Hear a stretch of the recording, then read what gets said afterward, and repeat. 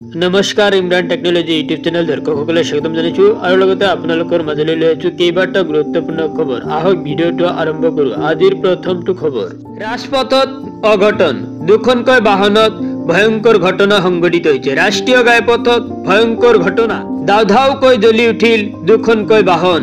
4 লেনযুক্ত ৰাষ্ট্ৰীয় ঘাইপথত ঘণ্টা ঘণ্টা জুৰি হাহাকাৰ, আবদ্ধ হৈ পৰিছে হ বাহন। নবকাৰ ষ্টেট ফেডৰ সমীপত সংঘটিত হৈছে এই ঘটনা। দুৰ্ঘটনাত পতিত দুখন দুচকীয়া বাহন। দুৰ্ঘটনাৰ পিছতে জ্বলি ভস্মীভূত হৈ গল দুয়োখন বাহন। অগ্নি নিৰ্বাপক বাহিনীৰে জুই নিৰ্বাপনৰ চেষ্টা।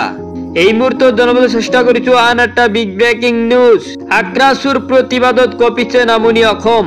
জনজাতিকৰণৰ দাবীৰে সৰ্ববৃহৎ গণতান্ত্ৰিক প্ৰতিবাদ। বিজেপি চৰকাৰৰ বিৰুদ্ধে ওলাই আহিল হাজাৰ হাজাৰ জনতা।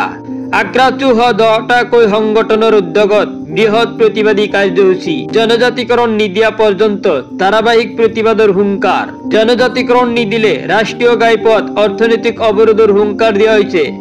আগ্ৰাসুৰ প্ৰতিবাদত কঁপিছে নামনি অসম। জনজাতিকৰণৰ দাবীৰে সৰ্ববৃহৎ গণতান্ত্ৰিক প্ৰতিবাদ। এই মুহূৰ্তত জনাবলৈ চেষ্টা কৰিছো আন এটা বিগ ব্ৰেকিং নিউজ।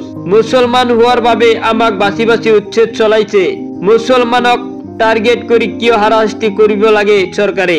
গোৱালপাৰাৰ দহিকটাৰ উচ্ছেদ চলিত কান্দনৰ ৰোল। আমি ইয়াতেই জন্ম হৈছো, আমাৰ ককা দেউতা ইয়াৰে জন্ম মানুহ। আমাৰ ঘৰখন ভাঙি আমি কলৈ যাম, ক'ত থাকিম? দহিকটা সংৰক্ষিত বনাঞ্চলত উচ্ছেদৰ মাজতে গৰজি উঠিল উচ্ছেদিত অঞ্চলৰ মানুহবোৰে। আজিৰে পৰা 2 দিন ধৰি চলিব প্ৰশাসনৰ উচ্ছেদ অভিযান। বন বিভাগৰ 1143 বিঘা দখলীকৃত ভূমি দখল মুক্ত কৰাৰ লক্ষ্য। দহিকটাত মোতায়েন আৰক্ষী নিৰাপত্তাৰক্ষীৰ বিশাল দল। দহিকটা বনাঞ্চল খালী কৰিবলৈ জাননী জাৰি কৰিছিল বন বিভাগে। বন বিভাগে জাননী লাভ কৰি বহু দখলকাৰীয়ে এৰিলে দহিকটা। দহিকটাৰ পৰা ঘৰ দুৱাৰ ভাঙি আঁতৰি গল বহু দখলকাৰী লোক। মুছলমান হোৱাৰ বাবে আমাক বাছি বাছি উচ্ছেদ চলাইছে। বন্ধুসকল, আপোনালোক যদি ভিডিঅ'টোত এতিয়ালৈকে লাইক কৰা নাই, প্লিজ এটা লাইক কৰি দিয়ক। আৰু এনেকুৱা ধৰণৰ নতুন নতুন ভিডিঅ' সদায় পাই থাকিবৰ বাবে চেনেলটো ছাবস্ক্ৰাইব কৰি কাষত থকা বেল আইকনটোত অল প্ৰেছ কৰি ৰাখক।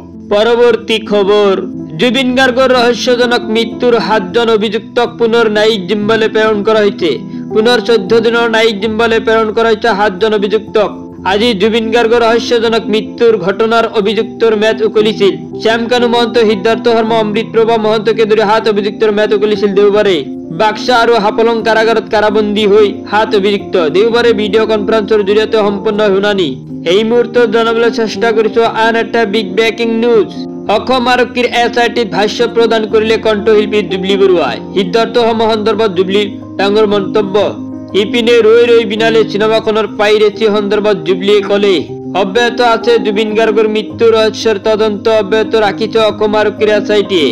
দেওবাৰে SITৰ সন্মুখত 2.5 ঘণ্টা ধৰি ভাষ্য প্ৰদান কৰি ওলাই আহিল কণ্ঠশিল্পী জুবলি বৰুৱাই। SITৰ পৰা ওলাই সংবাদ মাধ্যমৰ সন্মুখত উচপি উঠিল জুবলি। পুনৰ তলব কৰাৰ বিষয়ে কোৱা নাই কণ্ঠশিল্পীগৰাকীক। সিদ্ধাৰ্থ শৰ্মাই জুবলিৰ লগত কোনো আৰ্থিক খেলিমেলি নকৰা বুলি মন্তব্য জুবলিৰ। অভিযোগনামা দিয়ালৈকে সকলোকে অপেক্ষা কৰিবলৈ আহ্বান কণ্ঠশিল্পীগৰাকীৰ। তেওঁ কয়, আমি সত্যটো গম পাম বুলি বিশ্বাসী। জুবিন গাৰ্গৰ সৈতে কি হৈছে সেই কথা সোনকালেই জানিবলৈ লাগে বুলি মন্তব্য জুবলিৰ। তেওঁ লগতে কয়, আমি ন্যায় ব্যৱস্থাৰ ওপৰত বিশ্বাস ৰাখিছো। আমি আশাবাদী যে জুবিন গাৰ্গে ন্যায় পাব। ইপিনে ৰৈ ৰৈ বিনালে চিনেমাখনৰ পাইৰেচি সন্দৰ্ভত জুবলিয়ে কয়, জুবিনক সঁচাকৈয়ে ভাল পোৱা মানুহে চিনেমা পাইৰেচি নকৰে। জুবিনে সদায় পাইৰেচি বেয়া পাইছিল। পাইৰেচিয়ে এটা উদ্যোগ শেষ কৰি দিব পাৰে।